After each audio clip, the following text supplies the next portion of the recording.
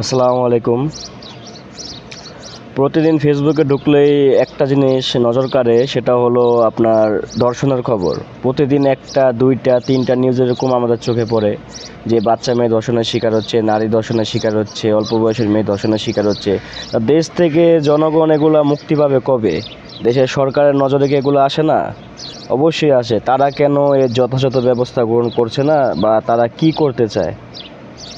একটা 90% মুসলিম দেশে ধর্ষণের বিচার হয় না। ধর্ষণকারীরা 1 মাস 2 মাস 3 মাস 6 মাস পরে দিব্যি আরামে দেশে ঘুরে বেড়ায়, অথচ যে ভিকটিম সে মানুষের কথার জন্য বা সামাজিক হেনস্থার জন্য সে মুখ লুকিয়ে বেড়ায়, অথচ ধর্ষণকারী বুক ফুলিয়ে ঘুরে বেড়ায়।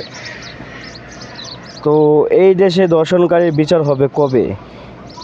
অন্যান্য দেশগুলোতে চিন্তা করেন, আমি সৌদি আরব আছি, সৌদি আরবে আপনার একটা মেয়ে রাত্র 3টা বাজে একা হাঁটতে পারে, কোনো সমস্যা হয় না, কারণ এই দেশের আইন এগুলোর জন্য খুব কঠোর।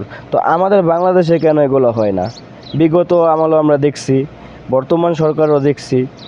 তো এগুলো কার্যকর হবে কবে? সরকার কি পারে না এর জন্য কোনো যথাযথ আইন প্রয়োগ করতে বা কোনো ব্যবস্থা নিতে? তো যাই হোক, যদি কোনো সরকারি লোকের বা সরকারি কোনো দায়িত্বে থাকা লোক যদি ভিডিওটা দেখেন, আশা করি আপনারা এগুলোর প্রতি একটু গুরুত্ব দিবেন।